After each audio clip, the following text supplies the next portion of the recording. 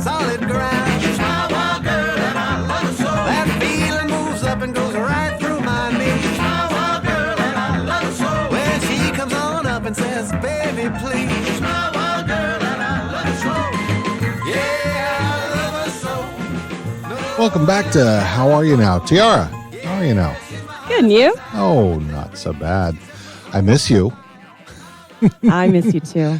For those who don't know, Tiara is on remote in Vegas, scouting locations. Henderson. Let's be honest. I am nowhere near what tourists think.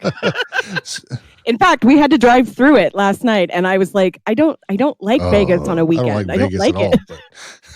But better True. you than me. So same last week. We had awesome. We had awesome fill in for you last week. We didn't have a guest, but because of just the way things were, and we want to thank Awesome for filling in on very short notice. Absolutely. And that gets into why. Would you like to talk about Grace? Sure. So the day that we were supposed to record, which was last Sunday, my sister, who had been in the hospital for a little over a week, had decided during the night that she was ready to be put in a medicated coma. So I had to leave right away. I couldn't stay and record the podcast and then go because she was in so much pain. She wanted to say goodbye. And so that's what I spent the day doing, was sitting by her side and holding her hand until she fell asleep. And then on late Monday, early Tuesday, about, 2 or 3 in the morning or so, she ended up passing away. And while it's been really difficult, I'm actually really happy because she was in a lot of pain and it's over now, and I'm happy about that. So. And the reason why I'm in Vegas, even though this just happened, was I had bought tickets to see Lizzo here in Vegas with some friends before all of this started happening. And one of the last things she made me promise was that I would still do this trip. So, and it's been a really good trip. Lizzo was amazing. I got to go to the Neon Museum last night where there's a Tim Burton installation, and that was probably one of the coolest things, like seeing the sign from Beetlejuice. That was so perfect. And then the rest of the weekend, I'm just relaxing. Self-care. And hanging out with people who love me. Yeah. Definitely self-care. needed it. Something I haven't been able to do for the last 3 weeks or so. Though I know I miss you here dearly, I'm glad you're getting that. So I love you, and I'm glad you're getting to see your friends. I love you too. And I will see you tomorrow, which by the time this podcast airs, I'll have been home for 3 days. And then, so also something that occurred this last week was tickets for Letterkenny Live went on sale. Oh, yeah. And we got our tickets. We got the VIP silver. I tried for gold. Couldn't make it happen, but so excited. It's April 8th in Seattle. And I know they put a couple of extra shows in some other places. I know they did a second show in Portland. So that's good. Yeah. So we'll see if we go to that. I would like to, make a nice long vacation out of that, but we'll see. It might be worth it. Also, this is our episode for our cosplay contest. So we've got 3 entries. So at least I don't think anybody else has sent entries since I started getting testing here. So nope, nobody else. So just 3 entries that we have, and we'll go over those at the end of the program because we want everybody to listen. and so that's that. Did you have anything else pre-show wise, T, that you wanted to bring up?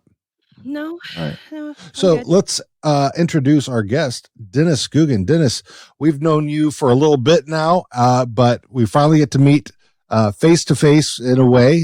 So how are you now? Good, and you? Deadly. I have to use that one every so often just to spice things up. Absolutely. So Dennis, tell us about yourself and what you do and how you got here into Letterkenny town. Right. I have a strange circuitous route to Letterkenny. I'm actually a martial artist by trade and by profession, but I got in the habit of making custom Funko Pops for my friends and making wedding cake toppers and things of that nature. And somewhere in December of 2018, there was a Hulu suggestion for this folksy little Canadian TV show that I thought I would check out. And I'd originally broken off an engagement, so I found myself with a little more time to binge. So An between actual, Christmas and you New mean Year's, like a wedding engagement? oh yeah, Oh boy. Okay. So again, I needed That'll to give you a occupy little my time, yeah. a little bit. Yeah. So it came on as a suggestion, and some reason during that period of time, I'm like, yeah, I think I'll check this out. So from the first episode, I saw, Michelle Milette walk by, and I'm like, well, hello. And then as soon as I heard nice onesie, does it come in men's? And oh, I think you come in men enough for all of us. So I lost my shit. Yeah, I saw that too, but it was actually on it was the a web clip of it a few years back. So that's where I saw that, and I desperately tried to find it from there. So it was not on Hulu then. I saw that it had been on for a couple of seasons, so I'm like, well, there must be something to it. And it's 3 dudes and a girl sitting in the back of a pickup truck with the red Solo cups. So I thought it was going to be like Hee Haw or something. And boy, they surprised me. Well, in a way, it kind of is. I mean, it's sketch comedy, and they've got some music that's independent. Right? And, yes, yeah. So I guess there are similarities. There are some similarities. Yeah, I applaud Hee Haw for a lot of the stuff that they did about getting some of that comedy in the South, and Right. and the music that they were putting out at the time, which was good country music. So right. But so don't get him started on that tangent. Right. Let's talk about Buck Owens and Roy Clark. Oh yeah, I like those guys. I went and saw Roy Clark play about 5 years ago. He's amazing.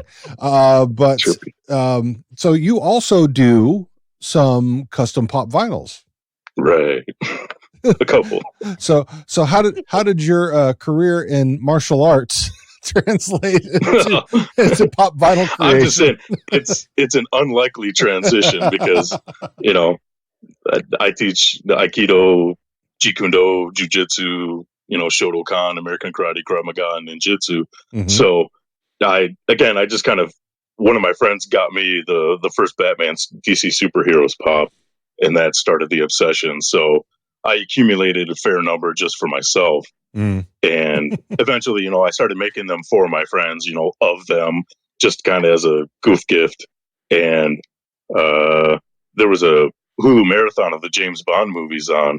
So I got inspired and made, I think, 12 figures initially. And they're always, they were doing really well.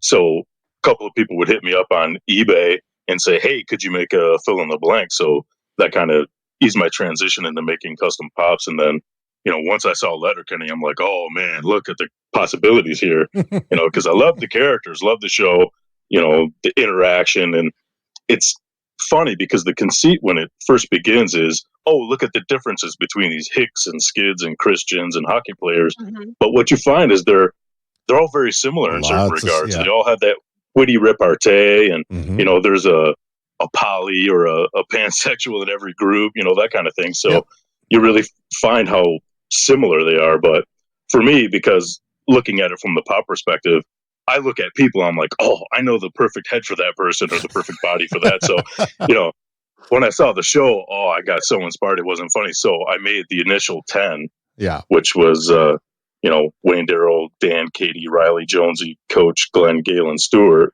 So, once I made those, other people became interested. So, I got in the habit of making more because I know what it's like to love something and then have nothing to represent it. Yeah. So for those people, I like making those little dreams come true. If somebody's a big fan of the show, there's some merch. It's mostly clothes and things of that nature, but there really aren't figures or anything of that nature, which is why I want to kind of fill the void or, make them available for people interested. Totally. That's awesome. Did by any chance did you paint figures before that? Like, how did you? Before you showed up, Tiara, we were talking about that. Right? Yeah, perfect. I had because seriously, like that's what I'm picturing. He's got to have made minfigs before, like transitioning into that. I tried that way when I was in college. One of my fraternity brothers was moving and gave me this fishing lure, toolbox full of pewter figures. So I tried doing some here and there, but like I was telling Dean, it's, you have to take a toothpick and, this very minute detail, and yeah, it gets challenging. Yeah, you got to have. Oh, yeah, I have like zero fine motor skills. Right. The last time we tried to paint one, I was like trying so hard to stop my hand from shaking. It was ridiculous. Yeah, we've got some here that we tried. They're a little sloppy. And shout out to Kevin Wack who recorded with us, who actually does that. And he's got some great minifigs. I'll put those. He co-hosted on here. I'll put those in the show notes as well if anybody's interested in minifigs. Because yeah, you guys. I mean, artistry is artistry. I mean. They're not all the same, but they are the same.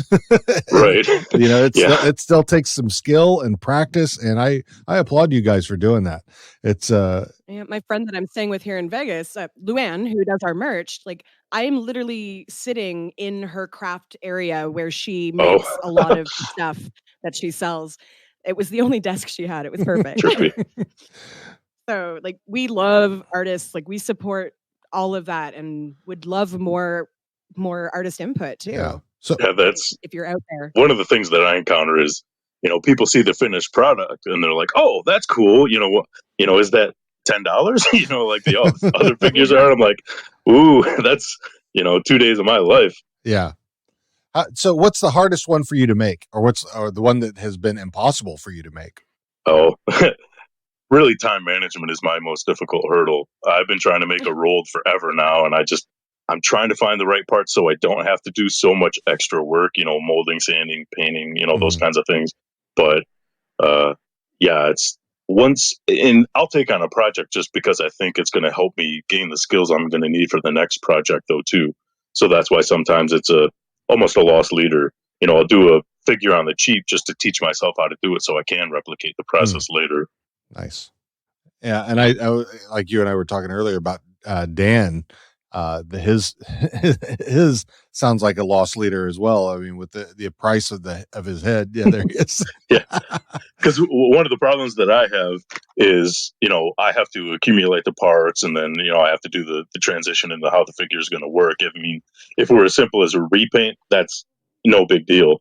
But it's not a simple matter of just repainting something. I have to find a hat, a head, maybe 2 arms, a body. So sometimes one of the figures that I have might consist of 7 different individual pieces.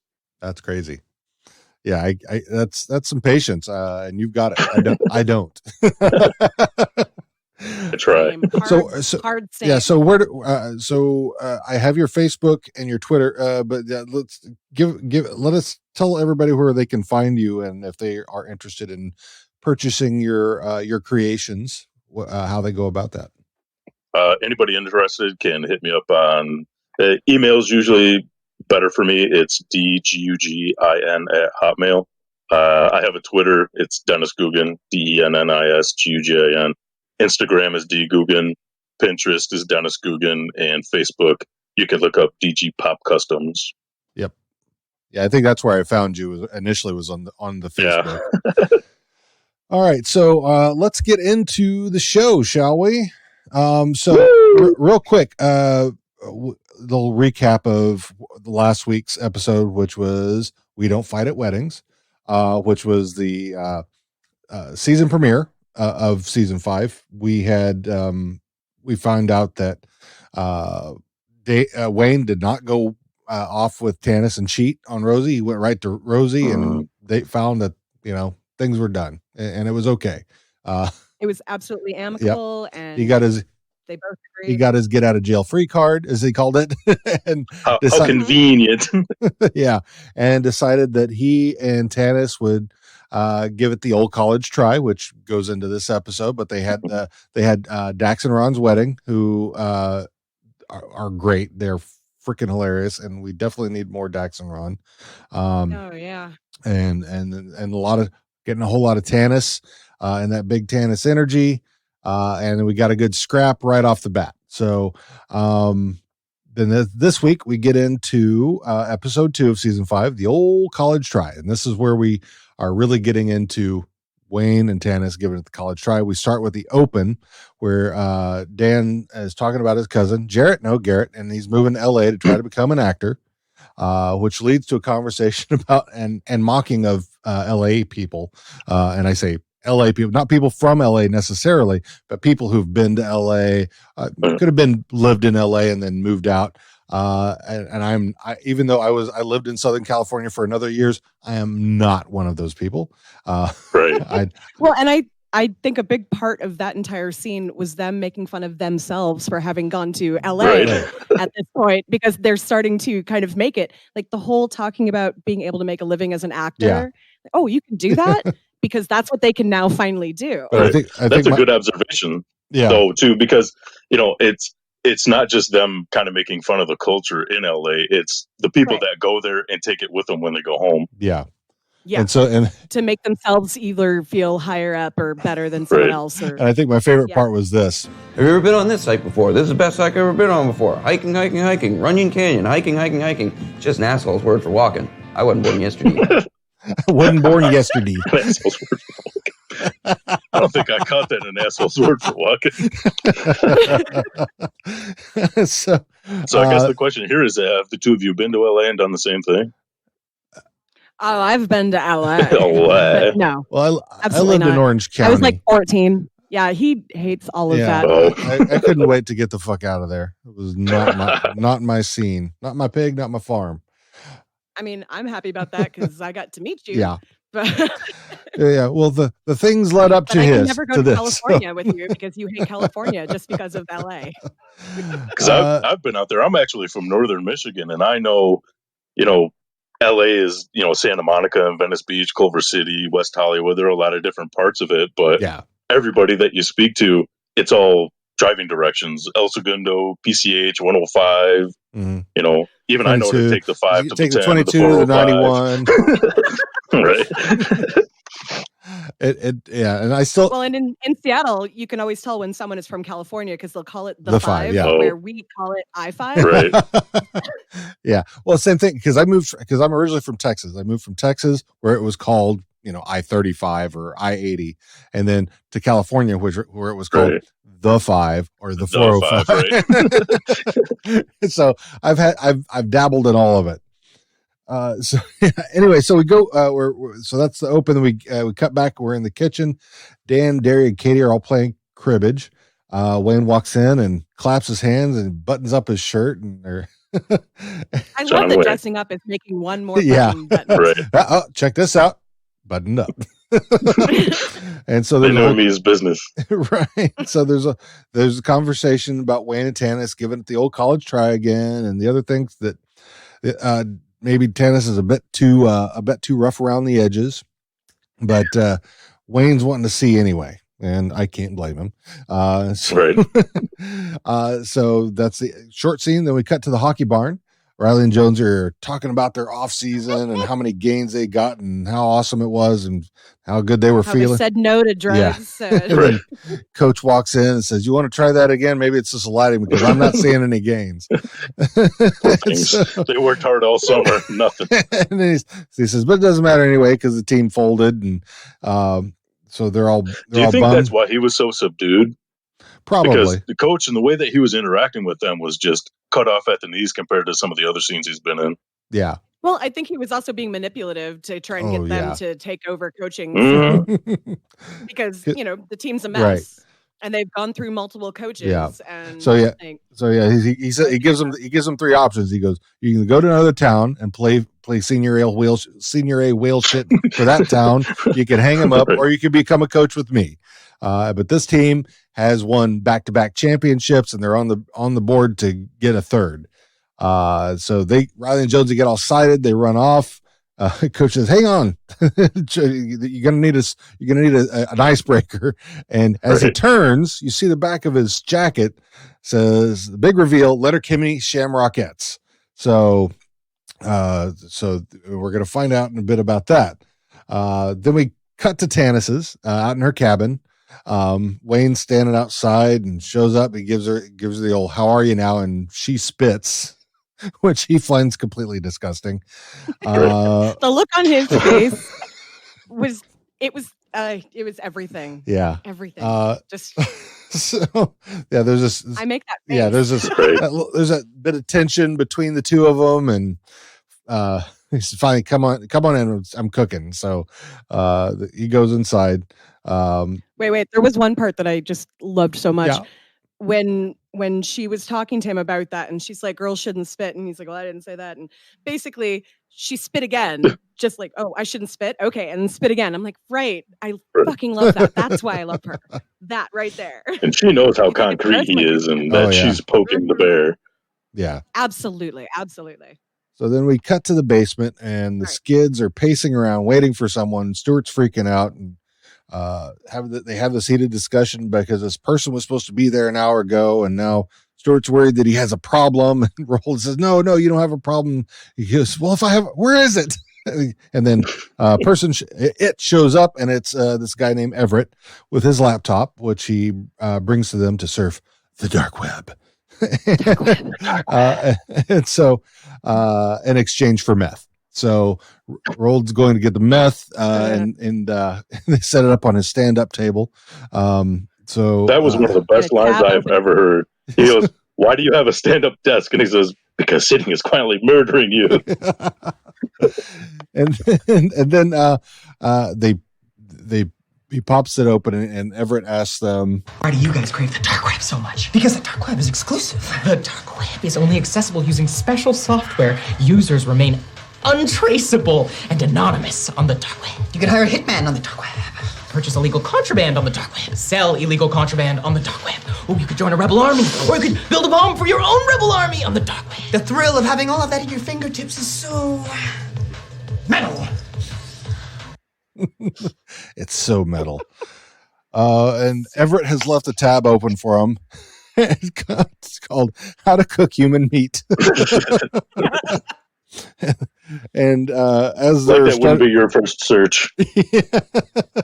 And as they're starting to search that, this pop-up comes up from someone named Hard Right J, played boo. by very much boo, but played by Jay Baruchel, who I love. So then we cut back to Tanis's.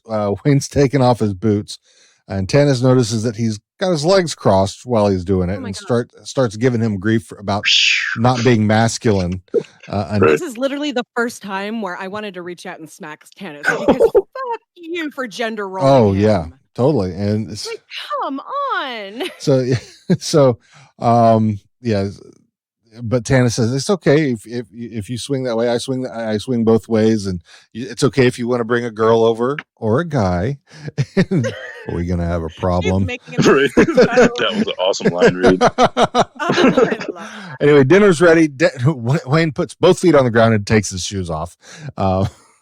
Great. So, and then we cut back to the basement again. And the Skids are chatting with Hard Right J about cannibalism.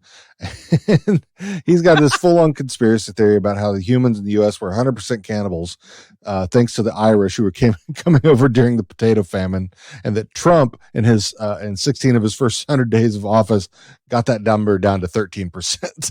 So yeah, he wasn't playing golf. Right. He was God bless America. So, and then he says, Stuart's he says, "We've been talking to you for an hour. We just got here so that we could do cool things." And Rold says, "And meet cool new pals." And at that point, Hard Right Jay is like, "Oh, you want to meet cool new pals? How about, join the Hard Right?" Join the Hard Right. So they have this look of disgust on their face at the end of that scene. And then we cut back to Tanis's again. Wayne and Tanis are eating, and Tanis burps. Wayne again, disgusted. And then Tanis doesn't understand because she says, "Well, your boyfriend Daryl burps and spits." Derry also chases ducks, draws on the walls, and must be told not to taste or touch everything he sees. That's true. Yeah. See, that scene pointed out to me the guardianship that Wayne has over the other friends. You don't really see that very often. Yeah. True. Yeah. He definitely picks up things. He may not say those things unless Right. it's necessary, but yeah, he definitely picks up on those things. So anyway, after that, go ahead. That's actually something that comes up in the autism community a lot, that people who are autistic will notice and take in a lot more than what they're actually putting out into the world. Mhm. And that's why a lot of things like selective mutism, why that's so misunderstood. It's not that they can't talk. It's that in that moment there's too much happening and they're processing it, or you are not somebody that they have any desire to talk Right. to. Well, that's the thing. When you're not interacting that much, you have the opportunity to kind of perceive instead of interact. Yes, Mm. absolutely. And Wayne is pretty stoic and just sits back and watches everything. So I totally see that. Yeah. And he never seems to overreact. He's got, I mean, Right. he's got Very measured response. He always reacts. And his reaction is more with his words for sure. So I feel like his overreacting was him putting both feet on the ground Yeah. to take his shoes off when she made that comment. yeah, that was Like that was him going like, I am so mad It's a right now. statement of Look at me." defiance. so. Anyway, we cut back to the hockey barn, and they're standing outside the locker room. Coach tells them that Riley and Jones, there's a power struggle going on in the team, and they'll have to take care of it. And Riley and Jones say, "Hey, we're up for this. We want the ships." And they head right in. They don't happen to pay attention that as they're heading in, that the logo as you walk in is for the Letterkenny Shamrockettes. And they pop into the locker room, and they walk in completely surprised to find out that it's a women's team. And this Coach's face, like he's laughing, so yeah, I love that he never told them. yeah. Hey, boys, I mean, ladies, not lady boys. And this is where we meet Betty Ann, played by Kelly McCormick, and Mary Ann, played by Jess Seguero. Do you think the door is open to everyone here? Just because Mary Ann looks like she's homeless doesn't mean you can treat it like a shelter. Fuck you, Betty Ann. But she's right. Doors isn't open to everybody here. Just because her mitt looks like the back of Christ's head doesn't mean you can treat it like a church. Fuck you, Mary Ann. Your mitt looks like Babe Ruth's ball glove from the dirty 30s if 20 more dudes spat chewing tobacco in it. Your mitt's actually a work of art, Betty Ann. Like Salvador Dali's melting clocks. But instead of melting clocks, it's melting salad bowls of off-pink ice cream. I love ice cream, Mary Ann. I love all frozen treats. Your mitt looks like I squeezed a cherry red popsicle with a handful of dryer lint. Judas Priest. They're so good. That's something you really don't see very often, girls cutting on each other like that. No. I actually would say that's really? completely Roller derby? unfair, that you have probably not spent a lot of Well, time around a lot of women. true. When I was involved in roller derby, just imagine there were 80 of us in, who basically were The testosterone was Most of- flowing. most of the women involved in roller derby were very A personality. Uh-huh. I'm not a very A personality, but I can be, especially when someone else is challenging me. Right. So it was that all the time. Maybe not necessarily that crude, but I think part of the reason why they did that is just to show it's not just the guys. So Yeah. And they very much like Shorzy. and they're Yeah. chirping. And then they cut back outside the locker room. Coach is listening and he's giggling and says, "Meet your new team, pheasants." They're your problem now. And then we cut back to Tanis and Wayne at Tanis's. They're sitting outside next to the fire and all bundled up. And Tanis gives Wayne grief about his turtleneck. Basically, another hit at his masculinity for how he about that. And they decided that they're going to talk about the elephant next to the bus crash. A woman can be what she wants. That is so nice of you to allow that. Not what I meant. I'm kidding. A woman should be what she wants. Better. There's no definition of a woman. It's the same as a man. There's no definition. No need to womansplain. I'm aware. But a woman should be with a man she finds desirable. And vice versa. Like long term, like in a relationship. Can confirm. I don't think you're it, cowboy. Oh, you think? I know. Good enough. Good stuff. So they've decided that they're not a long-term match, but they can spend the night together. and maybe the morning. And maybe the morning. Maybe the morning. So, I like that. It was nice seeing a very realistic and calm breakup scene instead of what you usually see in movies and TV shows. Yeah. You know, it is a good dynamic that they were able to just kind of face one another and have a very, stark conversation with one another without getting too emotionally involved. Yeah, exactly. So then we cut to the next morning, back at the kitchen. Squirrely Dan, Katie, and Derry are still playing cribbage as Wayne walks in. Wayne tells him that except for the last bit, the date went so fucking poorly. Katie says, called it. Right. And Wayne asked them what they did last night, and they said they had LA tacos. And they're back on the ridiculing of LA people, and which finished with, "Oh, hey, pull your finger out of your ass." That's what I say. So pull your finger out of your ass. and that's exactly where it ends. Pull your finger out of your ass. So, so let's get into thoughts, theories, observations, questions, trivia. One of the things that I noticed was, and my friend that I was hanging out with earlier watching this episode again, that at the end when the Hicks were saying, oh, we had taco night, you missed it on taco night, Wayne actually had taco night too. He had Indian tacos, and that was what they ate in that scene. Like, it was, so everybody had taco literally night. and figuratively. Well, that too, but I did not mean that. I meant Dennis made Indian tacos ass.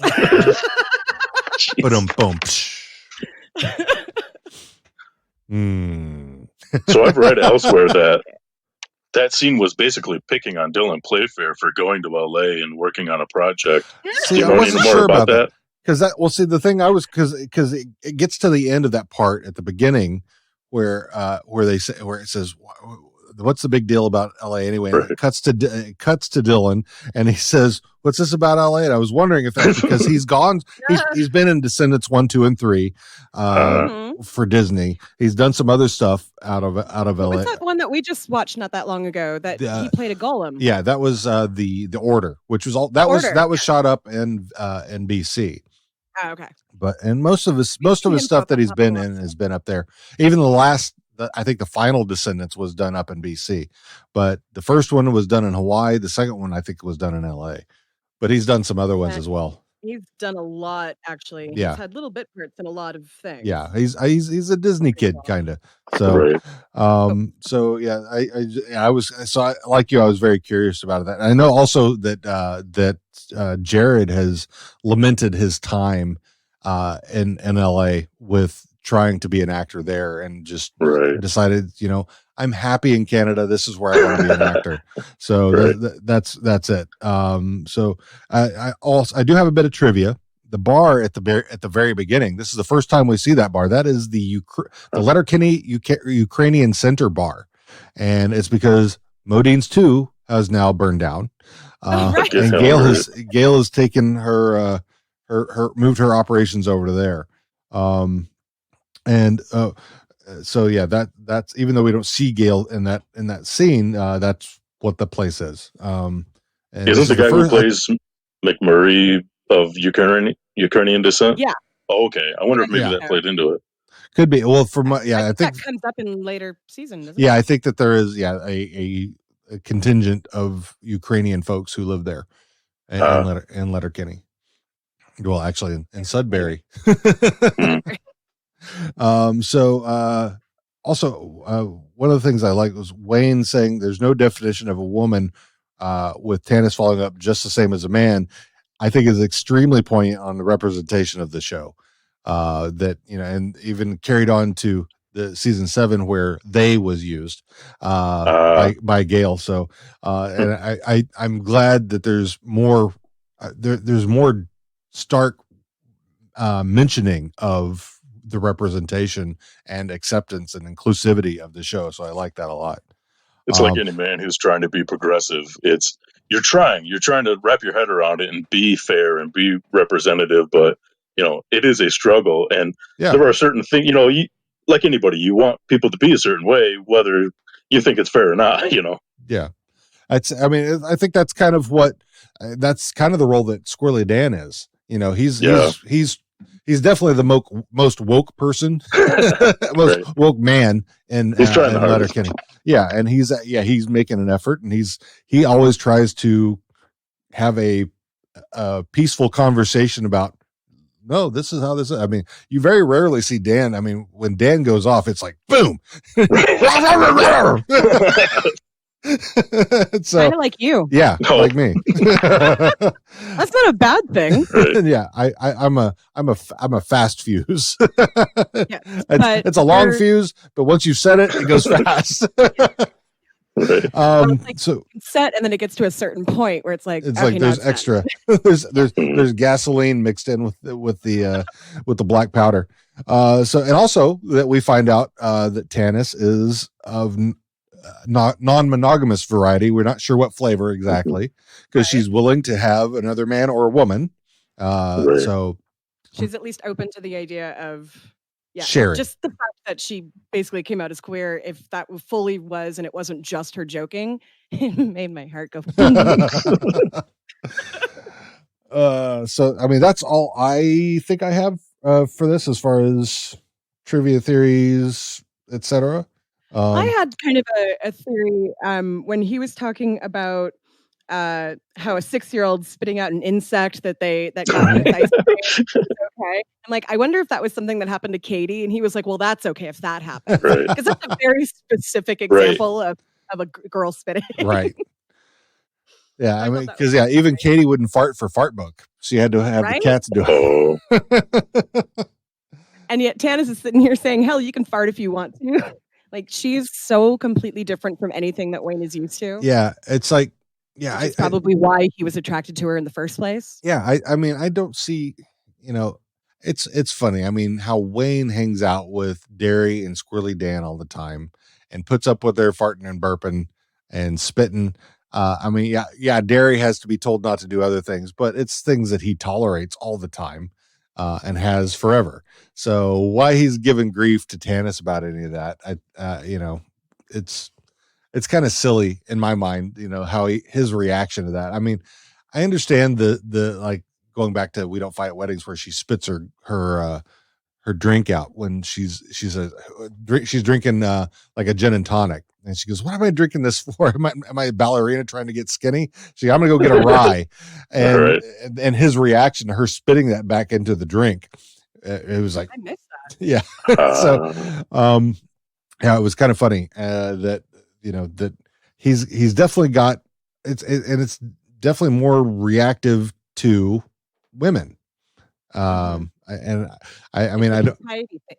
Propriety, is that the word? Yeah, well, he thinks what's proper and what's not. Yeah, uncouth. It's unbecoming. For somebody who works and lives on a farm. Yeah, right. He seems to have a lot of upper class ideas about what a girl should and should not do. Yeah, well, I think a lot of what he said were things that my grandmother would have said. Yeah, I think he's got. I think he's been taught these things. He's got his list. The Wayne list, the Wayne's list of life, and these are how things should be.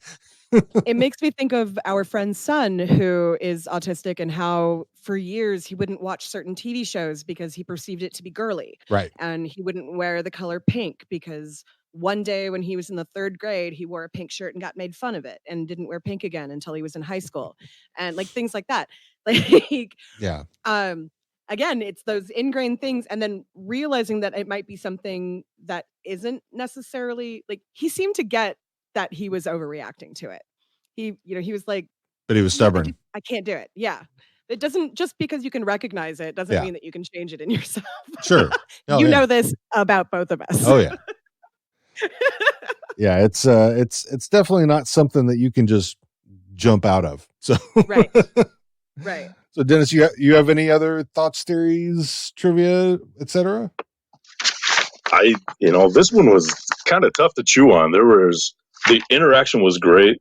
the lines that they used really stood out, but it's a launching episode. There's a lot that, takes off from this. So it's a lot more about establishing things than really making significant jumps in character development and things of that nature. True. But transitioning the storyline from one part of the season to the next. Yeah, and it is a stark contrast even from the first episode, where that was very specific. It's all about the wedding and things of that nature. And this, the A, B, and C stories overlap so quickly. It's kind of tough to keep up. Yeah, there was a lot of dialogue in this one, and not a lot of action. So it was definitely more emotional action than it was physical action, like it was in We Don't Fight at Weddings, where we have the dancing, we had the brawl, we had the people popping in. It was very like the Sidiots being Sidiots. It was they do really well at that, about mixing that up to keep that fluid. I mean, because this is going to launch into the Shamrockettes, and it's going to launch into Hard Right J, and so and all that two stuff. Big storylines that happen, like the Shamrockettes thing, also carries on to different seasons too. Even up to season 7. So they're really small. Yeah, so they're in there. So that's it is a spoiler, but it's not a story spoiler. So nope, it's just some capacity, just a little taste for you. So I think we're doing pretty good, not spoiling anything. Yeah, I mean, I on the Facebook, I said, we gave that a deadline because people were wanting to talk about it. Yeah, exactly. I mean, and I told everybody, you got until the 20th. Right. And I even put a moratorium on posts that I would look at them. So I had to get spoiled regardless, even though I got spoiled before we were able to watch it. Oh, well, I still like watching it. It spoiling doesn't ruin anything for me. I'm like, oh, really? How they? I don't even watch previews most of the time. Like sometimes I like the movie previews when I'm actually in the movie theater, but any other time I won't look it up ahead of time because I want desperately to be surprised and engaged in a movie. Well, for me, I think it gets to where TV shows too. Yeah, when I'm even if I learn the spoiler, I'm like, let's see how they got there. That's I'm interested in. You've showed me point B. Tell me how you got from A to B. So that's I am interested in that, and so I think all of that is interesting. And then you start even once you get to B. Now I've got theories about B hardcore. And so I'm like, okay, maybe it's this, maybe it's that, because you're gonna and Dennis, when you get up to it, you're gonna do the same thing. So that's the thing. I try to avoid it so I didn't drop some piece of it, in this, because I'm trying to be in the moment. Yeah. Oh, totally. I totally understand. So yeah, this is I just I'm not I try not to spoil. I will tell you, I will give a spoiler alert if I do, or I try to anyway. Sometimes I screw up. We're all humans, all of us. So none's perfect. So in that case, should if there's nothing else there, shall we jump to fuck fight? Yeah, fuck fight Ferda. I just had to. My other friends have gotten here, and I'm like, there's going to be spoilers because they haven't gotten to this episode. Like, there's going to be spoilers. Are you sure you want to be here? So yeah, fuck fight Ferda. We got some new characters in this one, and along with our old ones. So let's just start off like we do with Wayne. Do I jump in? I'd fight Wayne. You fight Wayne. He's being real poopy pants in this episode. He's been a bit of a dick. Him and Tannis both. Actually, this is probably the first one that I would have. I would get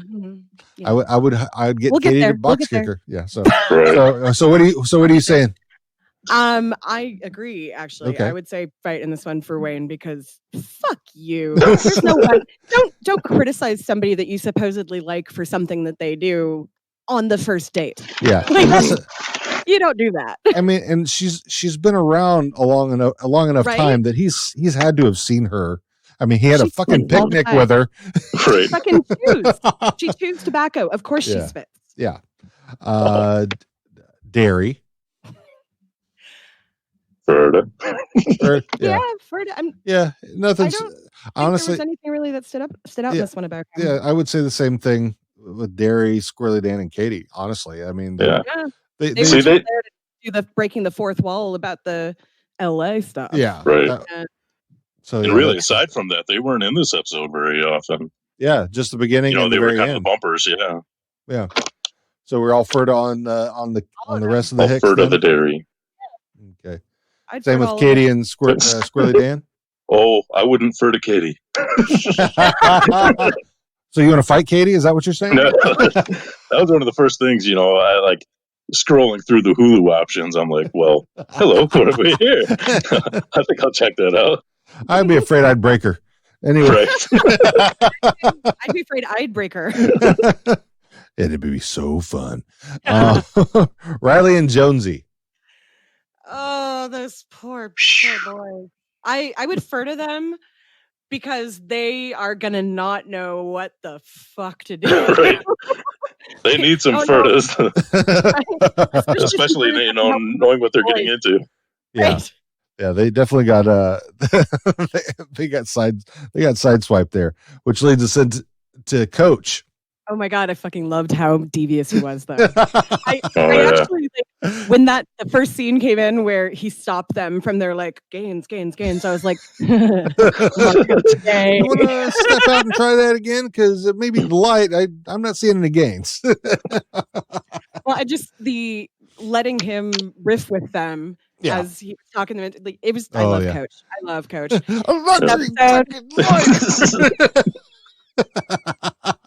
It is funny because he starts out pretty sedate and then he works himself into an aneurysm.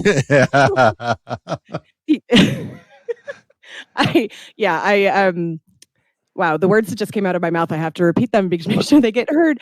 He's such a Slytherin in this episode. And it's kind of hot, I have to admit. Right. So are you saying you want to fuck Coach? I think I do. Okay. Jeez. I know, right? I don't usually, but I don't know. I thought it was hilarious that he didn't tell them that it was a girls' team, and like normally I would get really pissed off at that kind of stuff, but only if it was kind of the opposite. Like in this case, the girls were like so much on top of all of that and totally took away the weird, like it's a girls' team and they're going to walk into the locker room kind of thing. That was the only thing that I would have been squishy about. Yeah, like you're sending two boys in there knowing that they're changing. Or no, knowing they're already dressed. Okay. You're right. And I wonder if that's why he's so kind of laid back at the beginning, because he's just defeated by having to interact with these girls that just eat him alive. Yes, exactly. And how happy it makes him to know that Riley and Jonesy are about to walk into that line. Right. And he feels, obviously Coach must feel that he can't be himself. He can't do his fucking embarrassing and kick trash cans. Because if he's not doing, I don't think he's doing that in front of them. So that's a great point. Yeah. So Dennis, where are you with Coach? Normally I'd say I'd fight Coach because I don't like that kind of bombastic personality type. But you can tell this is a guy who's just been beaten. So he could use a Ferda this time. He needs a friend. Yeah. All right. Let's get to the skid. Sturt. Okay, so I want to know what eye drops they use to make their pupils so big when they feel they're on meth. Because there was one shot where it was like close up on Stuart's face, and I'm like, his pupils are dilated. Oh, geez. So I was very curious on that. Where he's standing there and he's just kind of looking at nothing. Exactly. He's gazing into the void. See, I'd defer to him because he's obviously a thoughtful and intellectual guy. He's very, he seeks information, and I like that about him, and I think that would be a cool interaction. Yeah, I agree. I would Ferda. Yeah. All right, Roldy. You know what? I don't know if I'm the first, but I'll say it. I fuck Rold. That poor bastard is in this podunk town with a bunch of these straight dudes. The only question mark is maybe Stuart. And Dax and Ron finally got a hold of him in the last episode, but I feel so sorry for him. It must be a very cloistered existence. Yeah. Yeah. No, I'm very much the same. I'm either depending upon role. Right now, I think for me, I would say Ferda, just because he really needs somebody. Right. I mean, I'm not saying the Ferda couldn't turn into a fuck, but that's usually how it works, right? Hey, absolutely. So T, where are you with role? Ferda. Okay. All right. New character, only a little bit of action, but he's in there a couple scenes. Everett. He's the I don't know what to make of that dude. Dark web guy. Okay. He's kind of gross. Right. But I mean, he's like your average dealer type, you know? Yeah. He's making an exchange, but he seems okay. Right? I know he's sketchy, but I wouldn't want to have to take a swing at him, you know. He could end up with something. Right. Yeah. He's not worth fighting. I would say Ferda, if anything, personally. All right. I'm gonna save that one for last. Let's go hard right Jay. Oof. You. You know, his whole him. No, never fuck him again. That's what that's the thing we used to say in high school because we need unfuck. Too nice. Can we unfuck his parents? Yeah. Yeah, no, fight for sure. I could take him out with a slap, but right? I probably fight. All right. Let's do and I don't think these are like Riley and Jonesy, so I put them separately. Marianne and Betty Ann. So let's go with Marianne first. I'm gonna say that I think that they should be together. That's right. They rip off each other the same way that Riley and Jonesy do, and they're gonna continue doing that in future episodes. Yeah. But they're definitely not friends. No. So yeah. so what do you? I still say it should be the two of them together, and I would want to right. Ferd at both of them to try and make them fucking right. talk to each other instead of just insulting each other. And All also right. because of future episodes, knowing what is behind all of this, Yes. really want to be a friend to them because they need to realize it's not the other one's fault. Okay. Right. Dennis? I think I'd end up fighting the two of them. I could see them really needling somebody like me, kind of like Dennis does to Wayne. All right. So finally, Tanis. Let's end up with Tanis. She's in the same boat. I really identified with Wayne, especially in this episode. I don't know. I don't like being picked at like that. And she knew what she was doing. And, you know, you can smirk once in a while, but when somebody's really on you like that, you know that they're looking for a fight. Oh, yeah. Yeah, that definitely, I would agree. It felt like she knew right from the beginning and was just like, you know what? Fuck, I'm just going to be absolutely me and he can either deal with it or not. Because that's how she treats all of the people around her, really. True. Right. You know, Very she true. picks on them. She picks at them. So, yeah, I think this is probably one of the first ones I'm not going to say fuck. Yeah. But I'm torn on the fuck versus the fight because like I said when we were talking about the scene in particular where she, you know, kind of fucks with Wayne about how he's crossing his legs. I really just wanted to just shake her, and I was so angry at that sexism, essentially. That like, don't fucking shame a man by calling them girly. First of all. Right.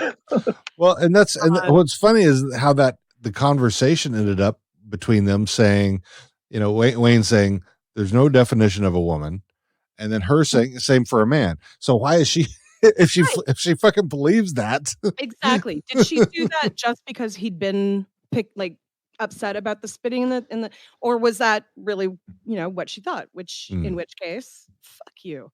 And not in the good way.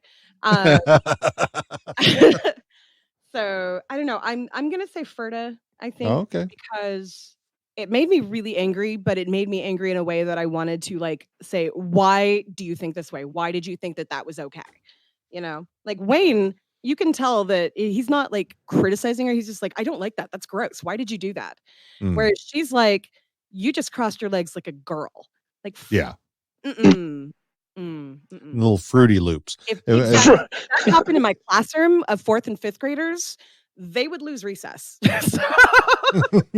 is like the biggest So commodity. Tanis loses recess today. Right. I love that you just said that. Tanis, no recess for you. Yeah, I shouldn't say lose recess. They get recess, just not with anybody else.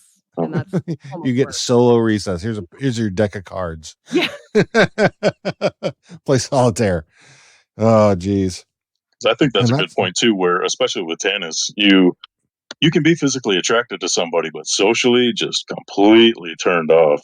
Yeah. And with her being that standoffish, I could really see that character, encountering that a lot.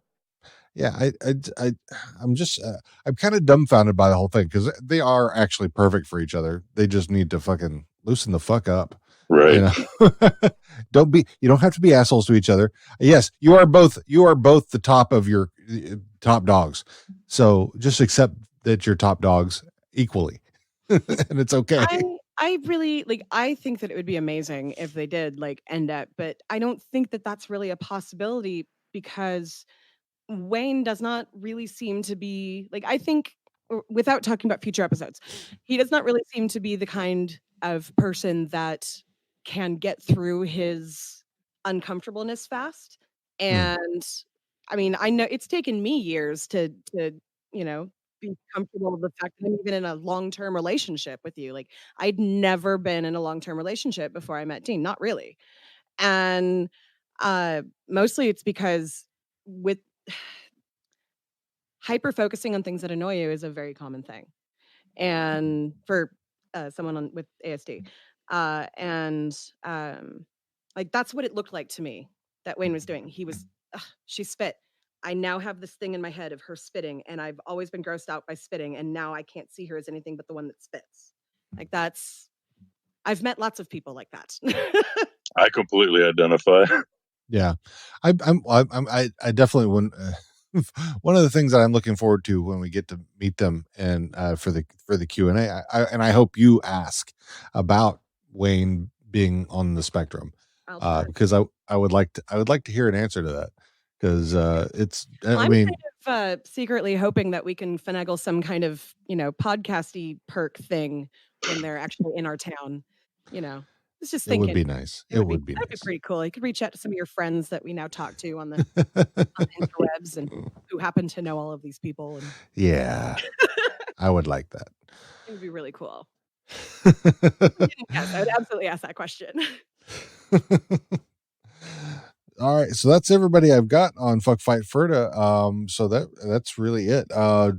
Dennis, you want to plug yourself one more time in the merchandising way, not that other way. Right. Sure. Pretty much if you look up my name, you can find my pieces, whether they're on Pinterest, Instagram, Facebook. Just use the name Dennis Gugin, Dennis Gugin. And I'd like to think of the two of you as well. Once you started posting some of my work on Twitter, some of the cast members actually reached out to me. That's awesome. I've gotten likes from Mark Forward and Tyler Johnston, and James Spector Daly's mother actually reached out to me and had me make a set for him, which was pretty cool. That's awesome. Ron, for those of you who aren't familiar with the name. Ron. Yeah, he's a very stark character. I mean, to me, for all the characters in Letterkenny, I think because he's so tall and he's just a striking figure. He's the peacock of the bunch. Oh, definitely. He's very pretty. So right. he's it's almost like he doesn't fit. So I would agree, yeah. So for that little town, he's just like you said, he's the peacock of the bunch. So. Well, and I wonder, that town's not that big, and I'm sure it would be pretty difficult to be someone who's out in that town. And they're not only out, but they are out and scouting for friends. Right. They're constantly hitting on whatever attractive man that they see. Oh yeah. Which I love. Yeah. But they are also very athletic. They're hockey players. Right.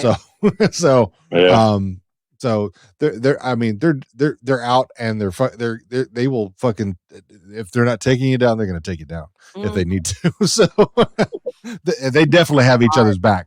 in a 66. Literally and figuratively. All right.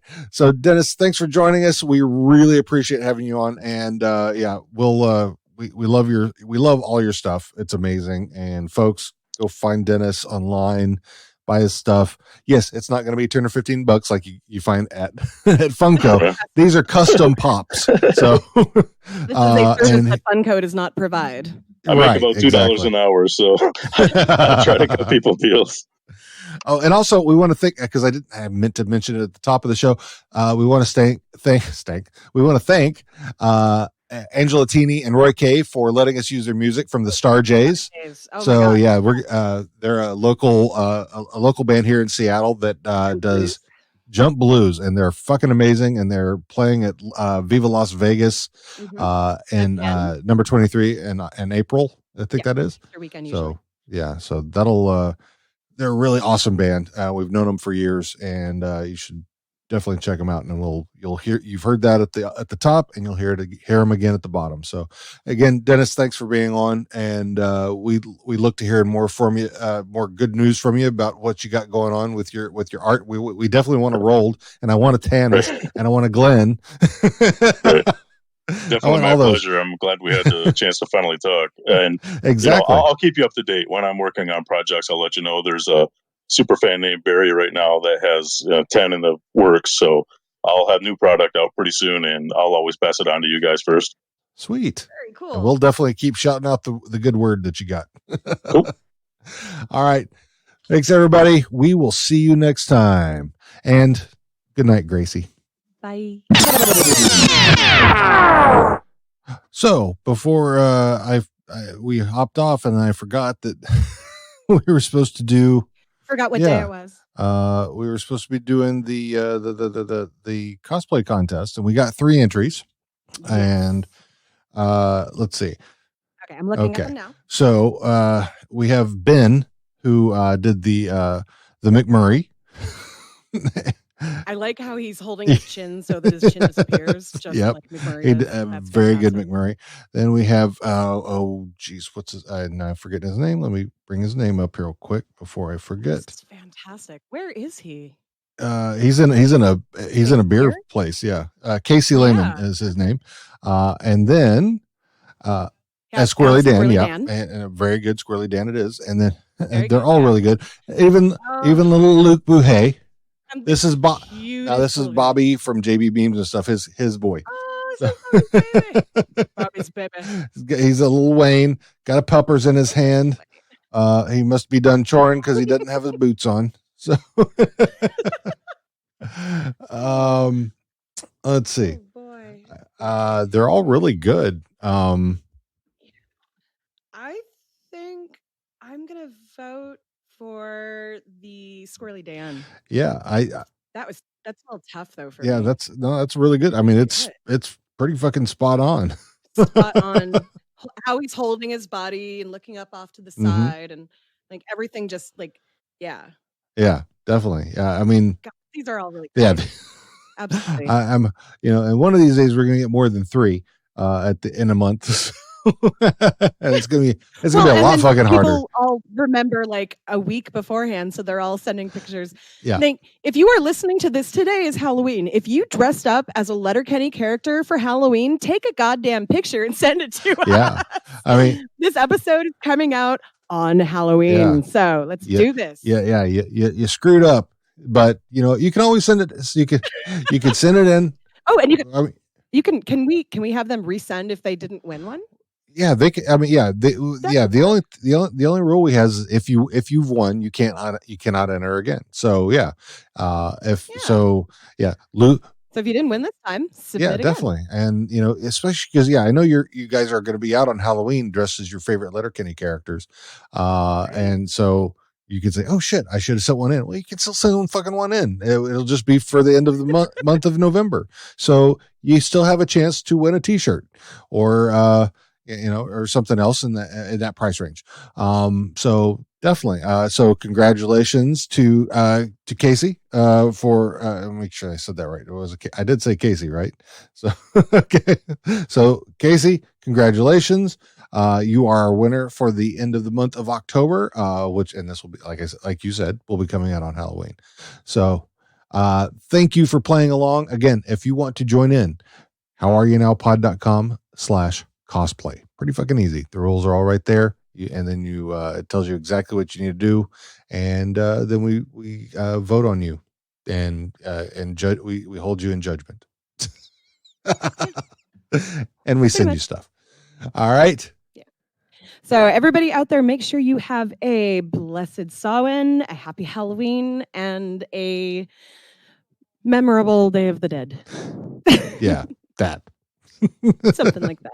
Honorable. How about honorable? Or October 31st, whatever. Or if you don't celebrate any of them, just do your own thing. That falls like on a Thursday or something, right? Yeah, it is a Thursday because we put up Halloween on a Thursday, which is why this episode is coming out on right. Halloween. All right. I love you, baby. All right. Love you. Take care of you, D-Gens.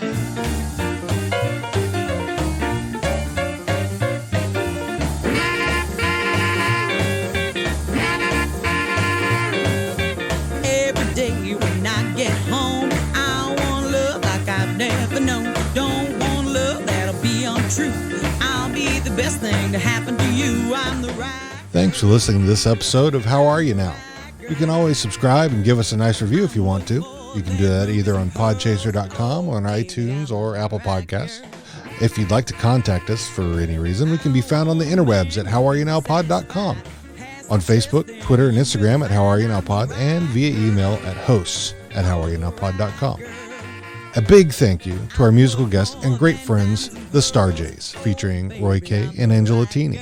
You can find them on thestarjays.godaddysites.com, facebook.com/thestarjays, and instagram.com/thestarjays. Thank you for being the lovely D-Gens that you are. And good night, Gracie, wherever you are.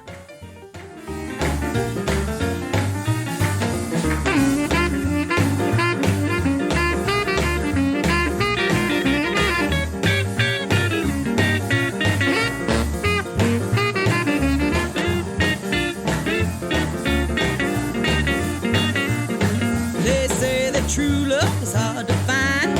I'm here, baby, to change your mind. I'm the right girl. I'm the right girl. You found more than rubies and pearls. Oh, baby, I'm the right girl. Now listen, baby, and listen good. Don't wanna be misunderstood. If you wanna be a lucky guy, don't let my loving pass you by. I'm the right girl. Yes, the right girl. No need to search all over the world. Oh, daddy, I'm the right girl. I'm the right girl. I'm worth more than diamonds and pearls. Oh, baby, I'm the right girl.